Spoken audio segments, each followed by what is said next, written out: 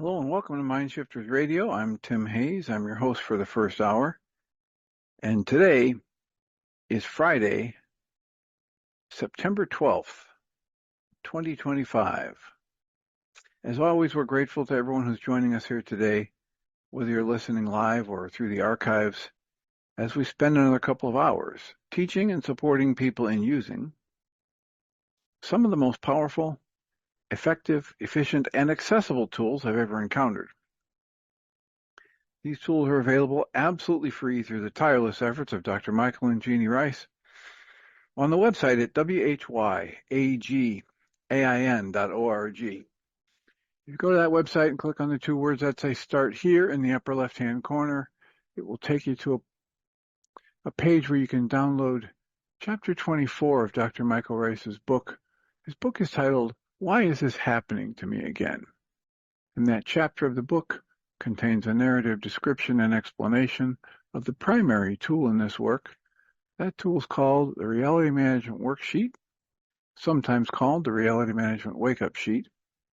And it's a tool I've been using to great effect for over 21 years to improve the quality of my life and most of my relationships, and to turn any negative emotional experience I have into part of the infallible guidance system that each and every one of us has been given. On that same page, you can also download a whole host of audio files of shows just like this one, where people have been stepped through the worksheet process.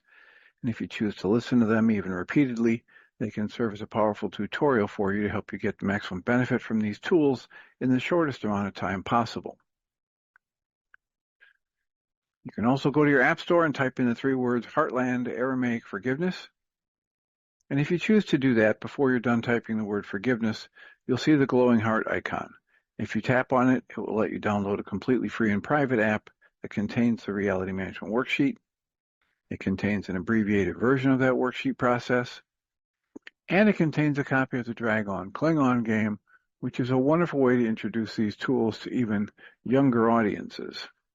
We hope people do all of that soon and often, primarily because it tends to improve the quality of people's lives the more they actively apply these tools in their lives, and secondarily because it tends to prompt comments, questions, answers, and testimonials. If you have any of those to share with us, we'd greatly appreciate it if you did that. You can email me at tjh@mindshifters-academy.org. Or you can email Jeanie at jeanie@whyagain.org. That's whyagain.org. And if we get a question or a comment from you through the email, we'll address it on the internet show, and then as time allows, send you a notification about what day and time that occurred so you can listen back to the archives for your feedback or your input. Alternatively, if you'd like to join us live, we are most weekdays from 11 to noon Central Time.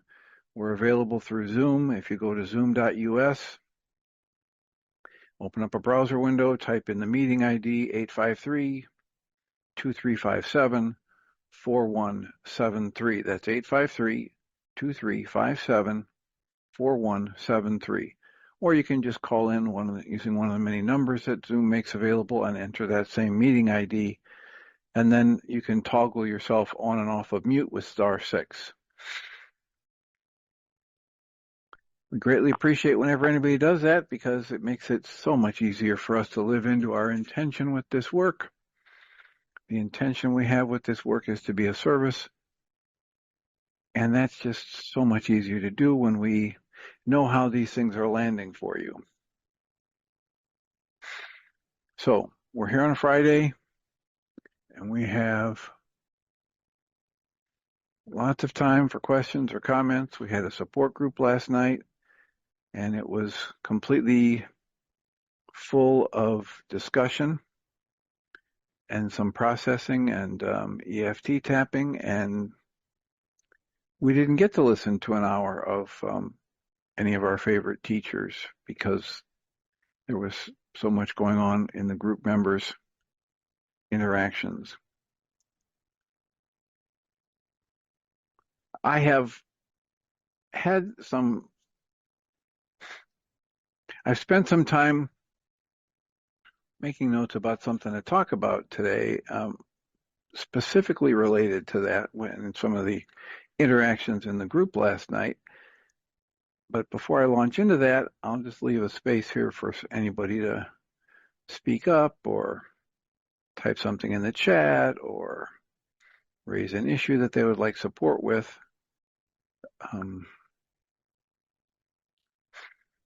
And in lieu of that happening, I will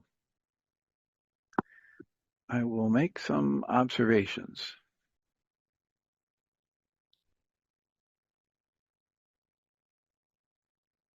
So last night, one of the group members decided to give a glowing testimonial about the value of the work that they've derived, or the value that they've derived from the work they did, both in the support groups and some individual sessions we've had in the past years. And I want to address this once again. We have an ongoing discussion about how do you respond to compliments, and how can you respond to a compliment, acknowledge it, let it in, and at the same time set up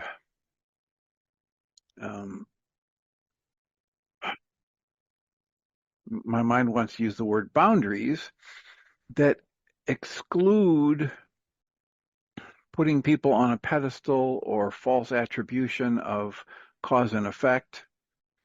And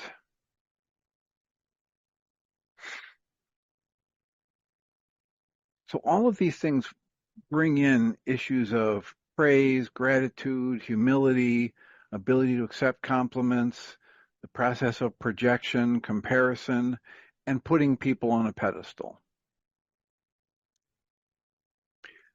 I'm always glad to hear that someone has found value in our time together. I'm always glad to hear that. I'm grateful for people being willing to express their gratitude and appreciation. And I'm absolutely willing to accept gratitude from my part in our interactions. I also want to be clear about the truth that I don't fix, heal, or, quote, do, close quotes, anything to them when we're interacting in a session like this, or in a support group, or an internet show, or in a private session.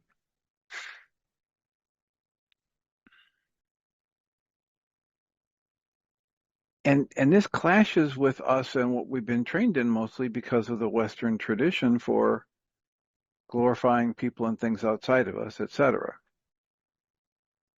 And I absolutely wish people could know how many, at this stage in my career, hundreds of people I've shared the same work, the same tools, and the same loving energy with, who have then left after 1 to a dozen sessions only to leave thinking it was a waste of their time. If you could see, if you could feel, if you could know the truth of that, then you'd more easily realize that it isn't me that makes a difference in people's lives. It's people who choose to use tools, and it's the application of the tools which produces change in people's lives. A lot of the work, whether it's in the Way of Mastery or Course in Miracles, or a lot of these other support groups for the Khabouris manuscript, talk about Yeshua, and Yeshua is the great teacher, and Yeshua is the one who figured all this out and all of that. Well, even in that set of attributions, they attribute to Yeshua saying things like, why do you call me good? Only God, or only the good itself is good. And saying things like, the things I do, you will do, and even greater. So if you really want to just listen to what you're saying about, how wise he was and the truth of his words, he's basically saying, don't put anybody on a pedestal, me or anybody else. I fumble for the appropriate words to convey the unraveling of this complex web that's been woven in our society, in which glorifying and even deifying people and things is a bedrock foundation of our culture. There can be many motivations for people to engage in and get stuck in that pattern. One possible reason that people are reluctant of letting go of praising or putting people on a pedestal is that they may, consciously or unconsciously, be hoping to be praised or put on a pedestal themselves. They may have this passion or craving to be special in somebody's life or in somebody's mind, whether it's now or in the future. And many people who fall into this camp have likely experienced a childhood in which they were not given the nurturance, acceptance, and validation they deserved for just being here, just having, as Michael Ryce likes to say, just because the Creator put the breath of life in them. If people come from that life experience, they're understandably searching for a solution to their inner pain. The problem is that this culture teaches us to look outside ourselves for soothing and validation. And the truth is that no matter what amount of external praise or validation they receive, none of it will correct the false perception of lack or lack of value that's rooted deeply in those people who weren't validated and nurtured and loved and respected in their youth. There seems to be this window of opportunity, if you will, in which acceptance, nurturance, and validation can actually get into us from the outside, and we soak it up. This is a time in our youth when we are learning at an astronomical rate. And some say that we are in a perpetual state of self-hypnosis or an altered state of consciousness. During this period of time, each of us builds or comes to believe certain things about ourselves and the world around us and the people around us and our relative safety and the safety of the world. However, after this window closes, it becomes totally an inside job. Those younger wounded parts of me that didn't get the acceptance and nurturance and validation, even if there wasn't any abuse involved, even if there was just this absence of the active acceptance, nurturing, and validation that will allow that little learning ball within us to grow in solid sense of our own value.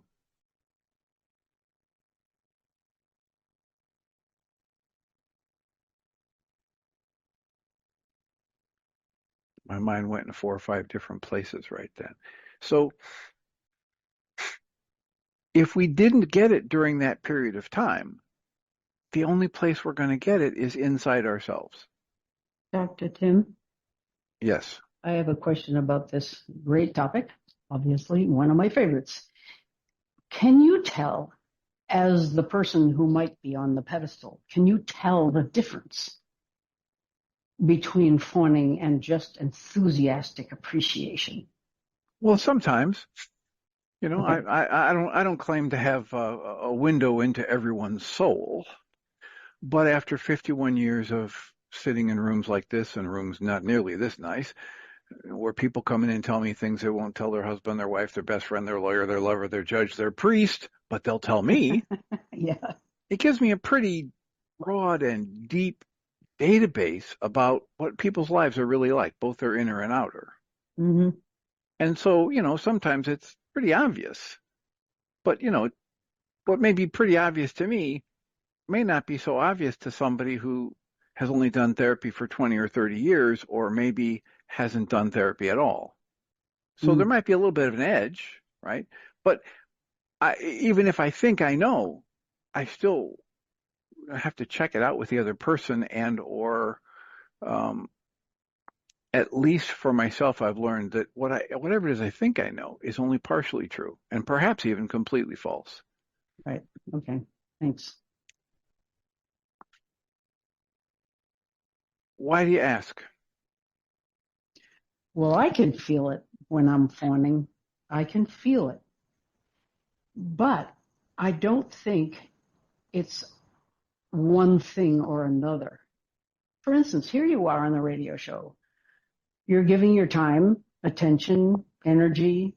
You've chosen and intend to be accepting, upbuilding, non-judgmental, which I'm sure as a civilian out on the street, sometimes that's not, comes less easily, but in the office, you put on a cloak of some kind. You have this intention, and maybe you blow it once in a while, I don't know. But you're doing a lot of giving. And here we are out here doing a lot of taking. And it seems entirely appropriate that we would thank you and appreciate what you're doing. Okay, so this is why I say, especially as I write it, I take time to think through this and write it out. I say clearly and with a full stop, I'm willing to accept people's gratitude for my part in our interactions. Yeah.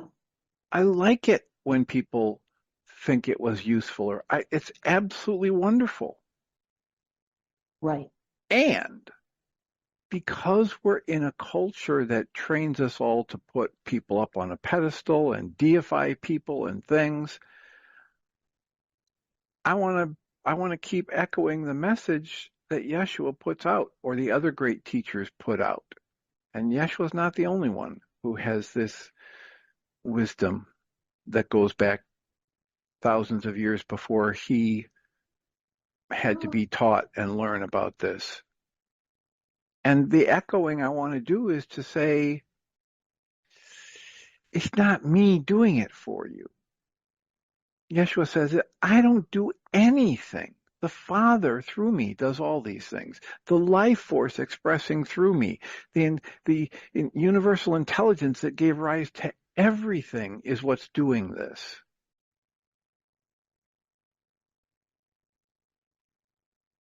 And, there are a lot of us who, because of our woundedness, we ache to feel special. Right? We ache to be accepted, approved of, and we ache for it from the outside because that's what our culture teaches. And we probably ache from it for things from the outside because we had this window of time when we were younger in which we could get it from the outside. But the outside world doesn't know, and we don't know on the inside that after that window closes, after that period of brain development or psychological development or both, whatever is relevant there, it's not possible to get enough stuff from the outside to soothe or comfort the inner pain. And if you want dramatic examples of that, you just look at somebody who's been through sex and love addiction, or Liz Gilbert in her latest book of her story about her life with Rhea, and you'll see it's never enough. There's nothing from the outside that can ever be enough to heal the woundedness inside a person when it's at that core level. And yet, that healing can happen.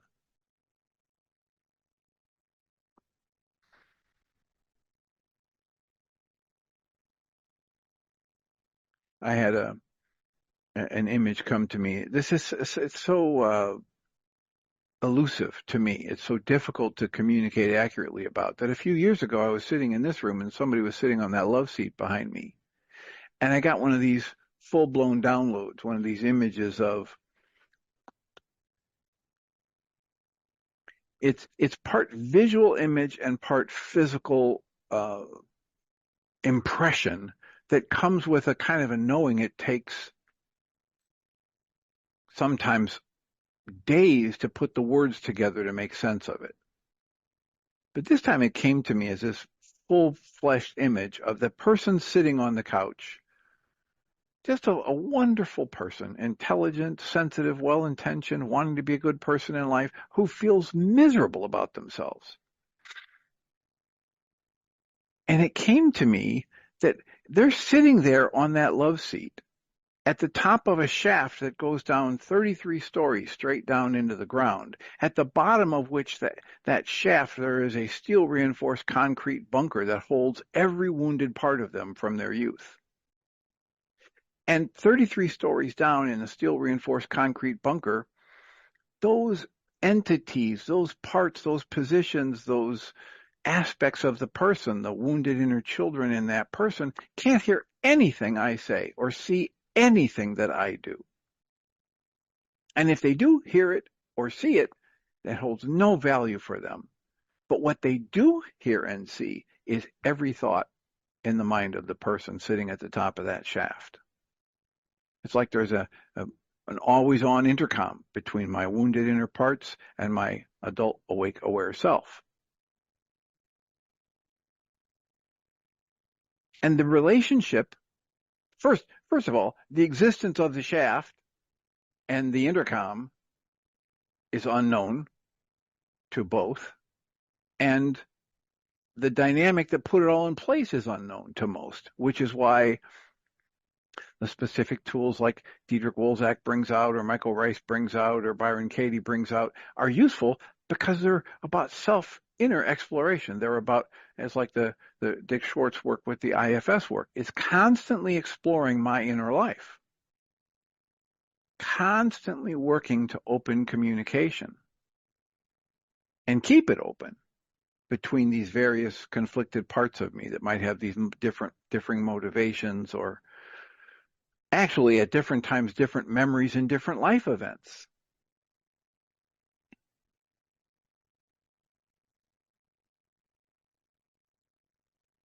So I reached over and pulled up the Way of Mastery book because I thought, I probably should read this again, because one of my guesses about what drives this passionate urge to deify people and things and put other people on a pedestal is probably related to the woundedness and then the ache within a person who's been wounded by the lack of nurturance and support and validation in their childhood. And they're craving to get rid of the pain or to soothe it over. And most often, because of our culture teaching us to look outside ourselves to find those things, or our value or our validation, those people ache to be special. And our culture says, yeah, you should be special. Look at Taylor Swift. Look at Travis Kelce. Look at the billionaire. Look at the guy who's so rich he can make a rocket for himself to take himself to space. Don't you want to be like that? Don't you want to have a bigger house? Don't you want to have several houses? Don't you want to have bigger cars, fancier cars? Don't you want to have a nicer body? Don't you want to have fill in the blank? And the Way of Mastery, in the very first lesson, it tries to disabuse us of all those false notions.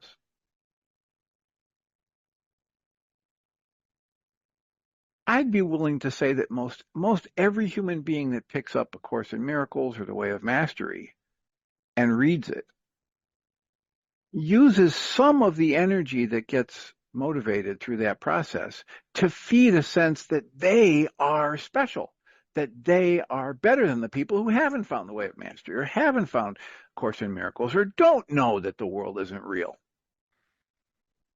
Like Dale Allen Hoffman said, over the years, he's had so many encounters with people who have read the Course in Miracles time after time, and they literally use the book as a weapon against others. They beat people up with the idea that they're better because they understand what the book says and they've read it more times or they've been through the cycle more times.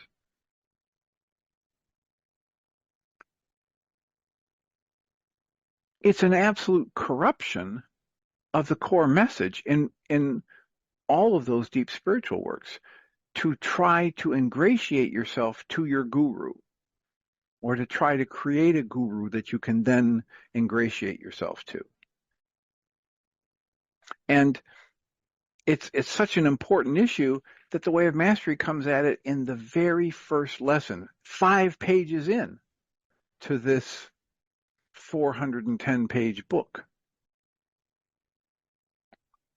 And it says, the way of the heart is not the way of the intellect. You're not going to figure this out. This is Dr. Michael Ryce's talk about the non-being mind has these pseudo solutions that it substitutes for our actual spiritual faculties. And the biggest pitfall or trap in the ego is that it's going to try and figure things out at this level. The way of the heart is not the way of the intellect. For indeed, the intellect, that aspect of the mind, was never designed to be your master. My God, please let that sink in. We're living in a culture that would scream at me for saying your intellect isn't supposed to be your primary user interface.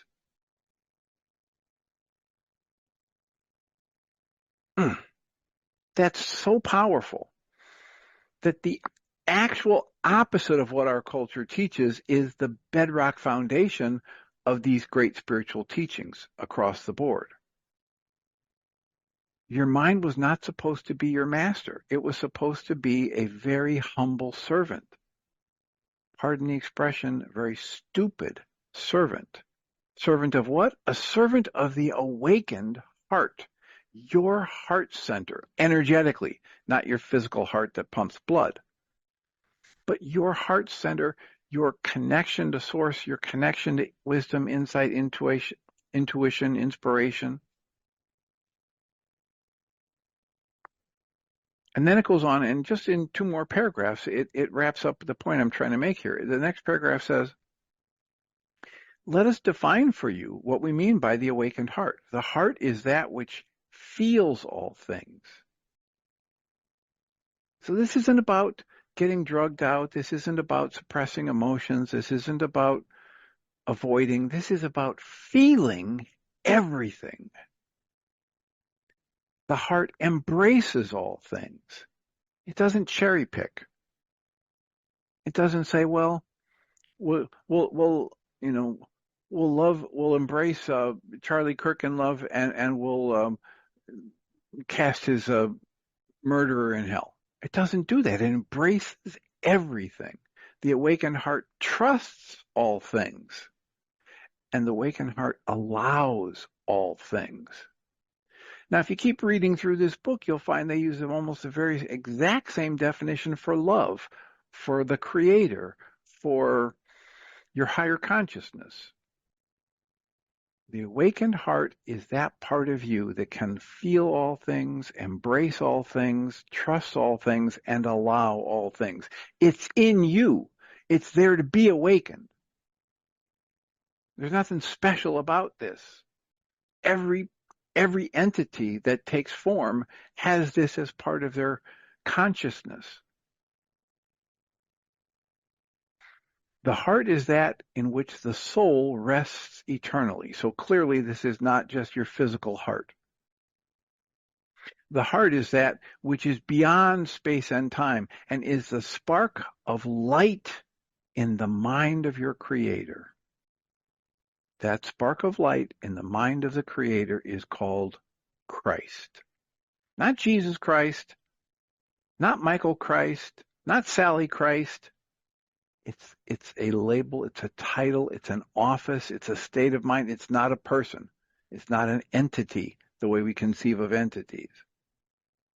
And only in that connection, conscious, active connection to that spark of the light of the mind of the Creator, which rests in you, only in that, going in, will you find the peace that you seek. You got to turn inside. You're not going to find peace looking outside of you. Michael Ryce likes to quote Jung, who's saying, he who looks without sleeps. He who looks within awakens. Okay, you can't find it outside of you. You can only find it inside of you. The next paragraph is the punchline. You'll discover that this pathway is not a pathway of avoidance, but a pathway of truthfulness. It is not a pathway of accomplishment and pride. It's not a pathway of becoming special. It's not a pathway of doing enough of the right things so you earn your place in heaven. This is a pathway of releasing from your consciousness every hope and every wish to be special, to see yourself as having made progress. I have tears coming up. So you can pound the fist on your chest and spread your tail feathers and think, you know what? This is great. God's going to love me now. God's going to let me into heaven because I've been such a good person. If I do any of the things, Susan Bingham, that you just mentioned, the internet show, my work with patients, the support groups, if I do it because I want people to compliment me and tell me how useful it was and how I saved their life, I'm not helping me or them.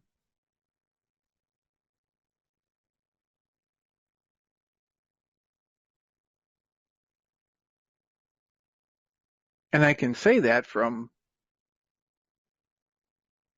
decades of experience to having the truth of that come up in my face.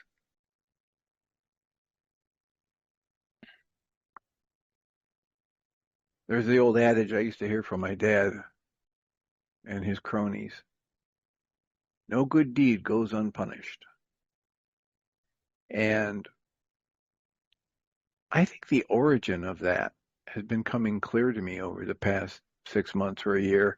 And that's because if I'm doing a good deed with the intention that I'm going to get a reward or praise or appreciation or approval, I'm going to be sorely disappointed.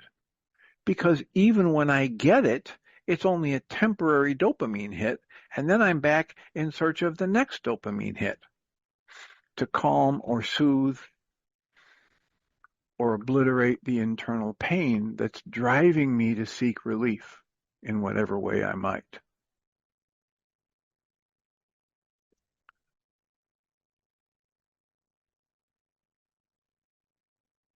So I'll entertain questions or comments, Susan, if you have them. I'm just taking a minute here to try and figure out what's behind these tears.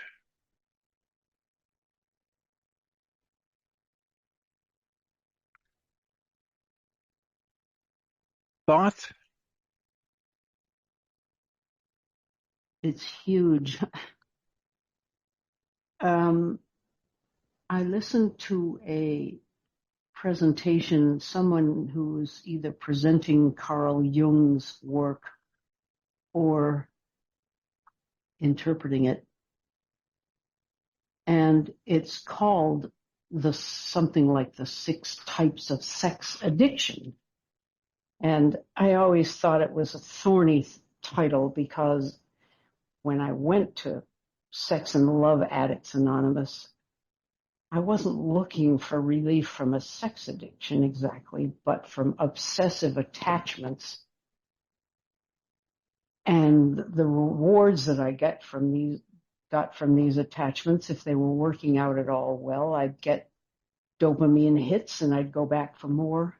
Right. And That's the love part of the sex and love addiction. yeah, well, That's what they're referring to. The very thing you're talking about. So you don't have sex and to, love. well, Yeah, you don't have to be addicted to sex per se, right, specifically. But it's that right. dopamine, Mm-hmm. that But the dopamine hit. dopamine, Yeah. the lack of the dopamine is a terrible disadvantage because if the dopamine hits just weren't there, I think we'd all be healthy. So I don't know where I'm going with this exactly, except that I've found in every relationship that I've had that has any of the flavor of needing to be special, acknowledged, and so forth, also had its many healthy elements to it. And so one of the things I think about is what is great and good about this fondness I have for someone, and they deserve it. I don't pick bad candidates. There aren't any bad candidates. This is what we're trying to help you see years ago, right? And you interpreted something I said as saying, "Oh, I wouldn't want to be hugged by you," and when instead what I was saying is, I'd be happy to receive a hug from you and help you learn to give that kind of energy to everybody you interact with. There aren't any Yeah. bad candidates for your Yeah. affection, for your approval, for Right. your acceptance. Well, but everybody discerns things like somebody with no commonality, no feeling of connection, no chemistry. I don't know what you call it, but I certainly wouldn't want to go around hugging everybody I see. I don't think that's required. No, it isn't required. You don't need to go out and act on it I wouldn't have with the it. urge, though, No, either. but you can correct the perception that sits at the root of your saying certain people deserve it and certain don't. No, I don't say they deserve You it. do. You just did. You can go back and listen to the tape. Deserve? Oh, Yeah. I take that back then. If I said it, I didn't mean it. What I mean is a person with whom I can connect, a person Okay. who has qualities I admire, whatever Absolutely. it is. Yeah. Absolutely. And this is one of those places where the definition for the older definition for neighbor is so important Mm, because in the older definition for neighbor, it meant anyone you think about. yeah. Okay. And so you don't have to think about every person on the planet individually, 8 billion plus. And yet, when a person comes into your field of consciousness, if you see them accurately, big if, but if you Hmm. see them accurately, you will see them as a part of you, regardless of the external trappings or the behaviors coming out of them at a given point in time. And then Mm. that recognition of self and that outpouring of the energy of creation that some call love and that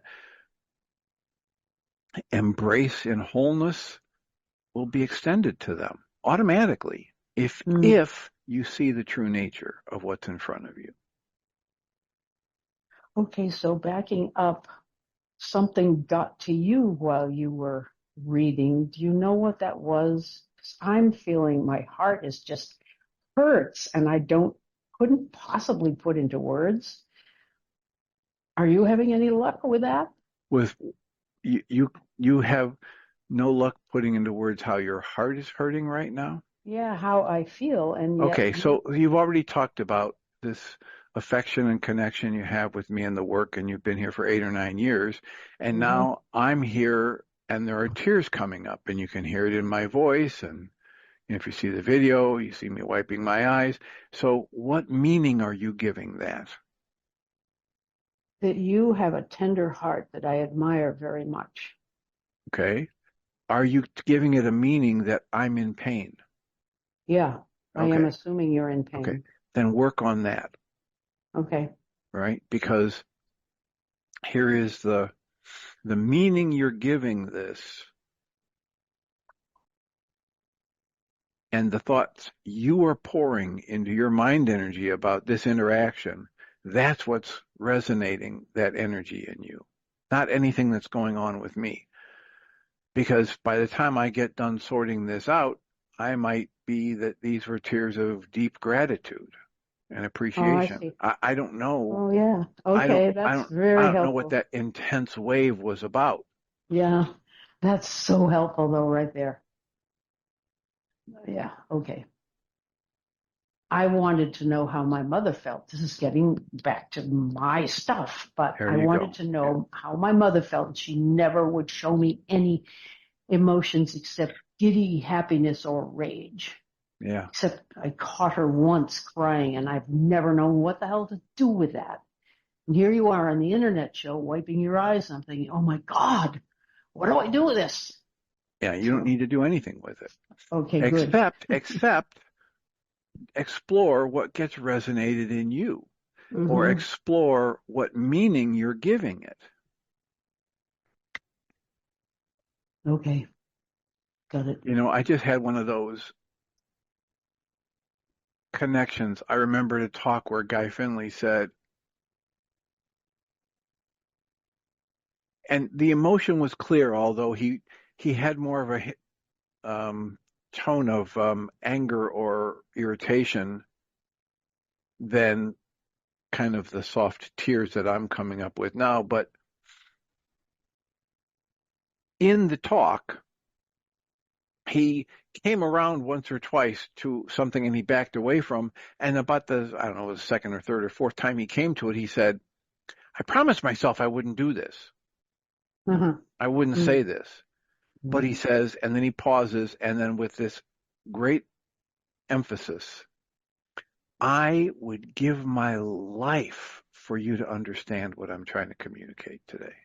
Wow. Mm. And maybe that's part of this because that just flooded into my Yeah. consciousness right now and as we're talking about the tears. And so maybe that's part of it. Maybe it's that kind of,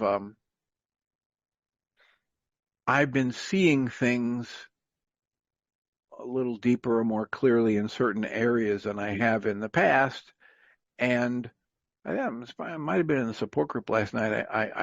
I shared how sometime yesterday I had one of those like full body downloads that the best I can do to put it into words is to convey that I had a deep realization all of a sudden about how much energy I have, extra energy I have because I don't pour it into judgments. Mm. And I mean, you know, the more I work on it, the less I judge anyone or anything. And I've been noticing lately that my efforts in that area are paying off. Now, this is not in any way to say, please try and keep up with me here as I slow down. Keep up as I slow down. I will slow down. Yeah. And what I said was, I, I'm not claiming that I don't judge. Can we be clear about that? I judge people and things all the time. My mind is doing that like willy-nilly. Guy Finley says it's a mechanical level of mind operating. Michael Ryce says it's the carbon-based memory and the 9-bit mind spinning. I judge. But what I just said and what's led to so much of an extra energy and ease in my life is I don't pour energy into my judgments as much anymore. Oh, that's so great. They Mm-hmm. come up and I go, oh, that's silly. Right. And the more I've practiced doing that actively, intensely throughout days, it's led to a time when yesterday I was just in the middle of my day and all of a sudden I just felt not completely overcome, but a wave of this deep realization. You know what?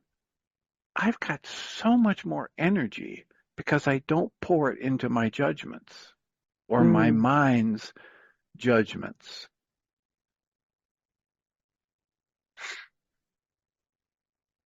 And when I get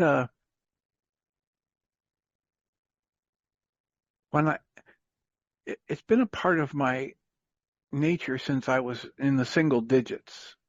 Mm. I had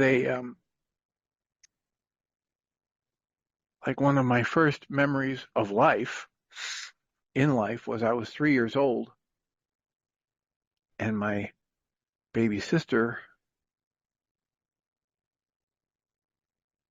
um, there was one younger sister a year and a half younger than me, and then one 3 years younger.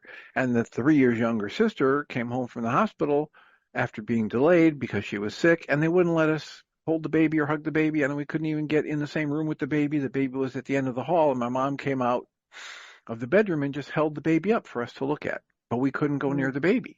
And Mm. this is a memory I have of being 3 and just aching to go be able to help that baby and hold that baby and love that baby. Wow. Now, I don't know if when I was 3, it went beyond that. But since then, I've had words come up in my thoughts like, um, I knew that if we could love on her, she would heal or she'd be fine or whatever. Now, I have no idea if that was there when I was 3 or not. I do specifically remember that event at 3 years old. And then the other one that flashed into my mind just now was we were probably 6 or 7 years old. My brother would have been one of those ages, and I would have been the other one. He's 18 months older. And we're coming back from Chicago on a hot summer day on an expressway, which is nothing like what the expressways are now. This was a lot of years ago. Mm. And we'd been somewhere in Chicago with my mother, my dad's mother, and my brother and I. And wherever we'd been to, we each got a ball to play with. And Mm. it's like halfway between the size of a bowling ball and a beach ball, right? One of those old time inflatable balls. And the windows are open because it's a hot summer day and there's no air conditioning in those cars. It's so old, we barely, could get the crank going. Mhm. But joking, but it's close to that vintage of car. Right. My brother was playing with his ball, throwing it up in the air, and my mother in the front seat, she was not driving, she was in the passenger side. She turned around and she said to him, "You better stop playing with that ball because if it goes out the window, we can't stop and get it. We're on a highway." Well, sure enough, what happened? My It went brother at out the 6 or 7, he kept playing with the ball. The ball went out the window. I, to this day, believe I was more upset about that than my brother. window. And I would probably put money on the fact that if you asked him about that memory right now, he wouldn't remember it. It's burned into my mind. Wow. I have replayed that memory many, many times over these. And at times like this, when we talk about, I had that level of sensitivity. I insisted on giving him my ball. I would rather Wow. lose my ball than see him cry because he lost his. Mm. Those mirror neurons in me were working overtime, right? And like Michael Ryce says, I wasn't feeling his pain. I was feeling the pain I was creating or generating or resonating from the past as I thought about what his crying meant, as I thought Mhm. about his sadness without him being able to have the ball. Mm. So those kinds of associations are coming up as we're trying to explore a little bit of, so what were my tears about? Yeah. Right? Just earlier in this call. Maybe it's some of that. I don't know. And Mm. I don't feel any need to know, right? I'm functioning enough now. I'm thinking clearly enough. I'm talking. I'm not crying and choking. If any of that was happening, I would stop and ask for support as I processed it. But now we've talked about it enough. We've pointed it out. And so now it can be a target for my work going forward where it's not me trying to figure it out, but it's me going inside and using the tools, which isn't real appropriate right now with only 10 or 12 minutes left in the show and me supposed to be, in the role of the moderator for the internet show. So I hope that's useful. Yeah. Thanks. It is. And I'd be curious to, obviously, the process work that you'll go through, the meaning that that little guy was giving in that moment when the ball went out the window. Well, I know the meaning I gave it back then was this is my brother who I love and he's in pain. I don't want him in pain. But what I know yeah. And then there's maybe an opportunity for a deeper meaning, what it meant, because I feel that, and again, this might be a projection, but there's an element of fawning already established in there. So Okay, I'm okay. wondering, But it's only an yeah, element of fawning if you label it fawning. It's only an element of fawning if that energy was behind what I was okay, doing. yeah, I don't think that was what was going on there. See, one of the okay, things, it would be so hard for me to understand someone like you and so hard for you to understand someone like me because, you know, um, we talked about the ACEs study. and the 10 items on the aces. If you have somebody who's got 1 or 0 aces, Yeah. they're going to have a hard time understanding the life experience of somebody who's got 5 or 8 or 10 aces, or 37 aces. Yeah. And I don't know, I don't want to, get on a soapbox here about that, but just try to let that in a little bit, Susan, that, my life in that family was so close to idyllic. I mean, hugs, kisses, attention, vigilance from the parents, head rubs, back scratches, tickle parties in my parents' bed, getting put to bed almost every night with kisses and back rubs, getting awakened slowly in the morning with kisses and back rubs, all the way into high school.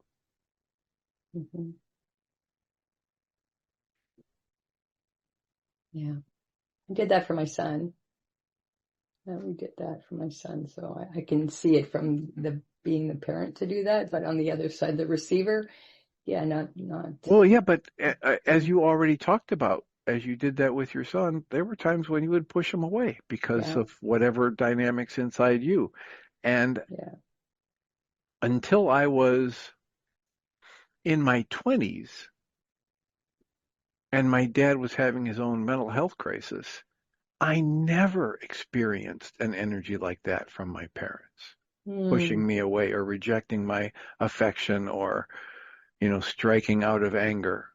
In my entire first 22 years of life. And my saying that is just kind of a little bookmark for you to say, you know what, I better just trust that because I don't know what's in that book. Yeah, exactly. Remember the Michael Ryce, he likes to quote from the movie The Accountant, you can't read a book you haven't written, right? You can't understand a life you haven't lived. Yeah, it's true. Thank you. Very true. You can make guesses about it, but I don't, the phrase just came to me, I would gladly, whatever, right? Give my life for you, let you have my ball, because I'm going to feel better instantly. Because I don't need the ball to feel okay. Now, the not so healthy part of it, right? The part that needed to mature and grow was that I don't need to have misery come up in me when you're miserable either. Right? But at 5 or 6, I didn't know that stuff yet. Yeah. At 5 or 6, I didn't have any awareness of any of these dynamics.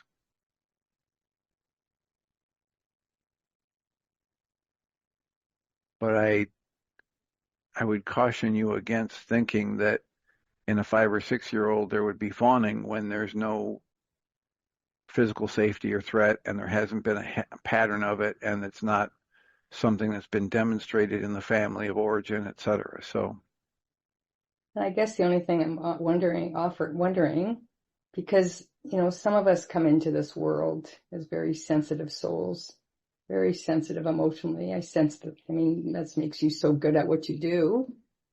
And that gets developed over time, and coming in with that level of sensitivity to emotional sensitivity for sure, and how that interplays, because we're picking up what's going on for other all the time. I understand it because I've lived it, and then I'm questioning right now saying that because there's nobody outside of me. So when I'm picking at a different level of scale, yes, let's just understand. It's so important to understand this idea of levels of scale because they all exist simultaneously. yeah. It's not like there really isn't anybody else out there. It's that it's not just my image of somebody else out there. There's a whole lot more going on. But my image of somebody else out there is real. My interactions with you right now are as real as anything else I'll do today. Well, I'm wondering because if I'm feeling it, it's happening to me. right? If I'm feeling it, so. If I'm feeling it, I'm generating those emotions I'm feeling. Mm-hmm. Not that necessarily it is happening to me, but the experience is being created inside me with my own dynamics. And that's what I'm wanting to get clarity on. So, and of course, even now I'm sitting in the back seat with your, like imagining what that would be, sitting in the back seat with your brother, and the thing goes out the window. What's generating within me? And then, anyways, that's Yeah. just And what see I'm what trying to that's. point out to you is you can't get there from where I am, right? Because Yeah, I didn't have the traumas in my childhood that you had. yeah. So what I was sitting there with and the meaning I would make of it and the meanings about myself and my safety in the world that I downloaded in the first 6 years of life would be radically different from what you experienced, from what little you've told me about your childhood already. Mm-hmm. Yeah.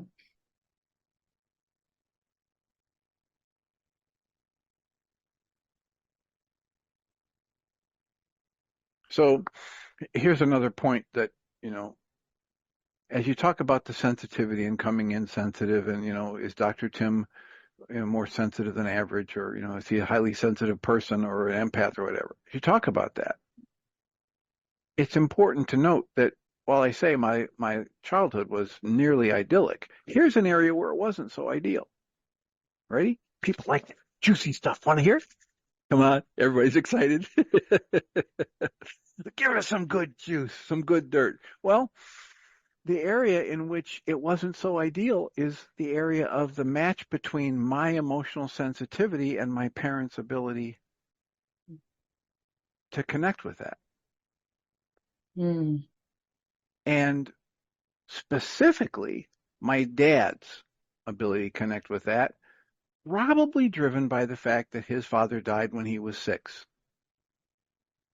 So my hunch is my dad never dealt with the grief. And I've told stories on the show before about, and in the support group about different events that demonstrated that to me later in life. Of course, I didn't know any of that growing up. But what that led to was when I would have one of those insights or sensitivities and read my dad well and feed it back to him, he couldn't handle it. He survived through his challenges in life and mental and emotional things by relying almost exclusively on the intellect. And creation blessed him with a very large intellect. And he hadn't learned to apply observation number 5 from the bottom line observations to that aspect of his life. And that observation is my greatest strength, in this case, my dad's intellect, will at times be my greatest weakness, in this case, my dad's intellect. Because you don't rationalize away your grief or your fear or your hurt, or your sadness when you're that young and you lose a parent.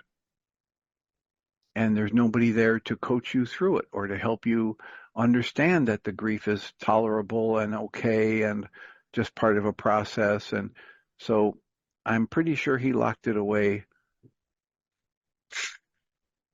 about as tightly as I've ever seen anybody lock anything away. Mm-hmm.